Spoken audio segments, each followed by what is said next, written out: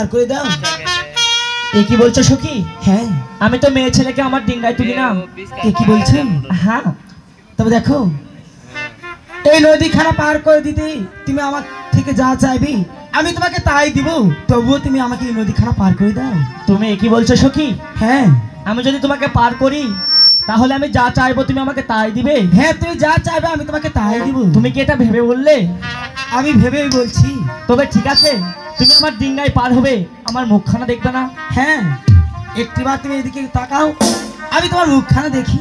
বলি সখী, তুমি যদি সত্যি আমার মুখখানা দেখো তাহলে তুমি চমকে যাবে।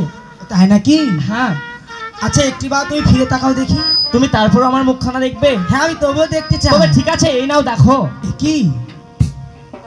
এ কি তুমি? হ্যাঁ বেওলা, এটা যে শুধু তোমার জন্যই। এই নদী হয়েছে তাই না? হ্যাঁ, বেশ, তাহলে আমাকে এই নদীখানা পার করে দাও। বলি বেহুলা, আমি তো কখনো আমার নৌকায় মেয়ে ছেলেকে তুলিনি, তাই বলছি আমি তোমাকে পার করতে পারবো না। এ দেখো, এই বিনিময়ে তুমি যা চাইবে আমি তোমাকে তাই দিব, তবুও তুমি আমাকে এই নদীখানা পার করে দাও। তবে ঠিক আছে বেহুলা, তুমি একটা মেয়ে মানুষ, আর তুমি যখন আজ বিপদে পড়েছো আর আমাকে এমন ভাবে বলছো, আমি তোমাকে পার করব, কিন্তু আমার শর্ত আছে। এমন কি সত্য?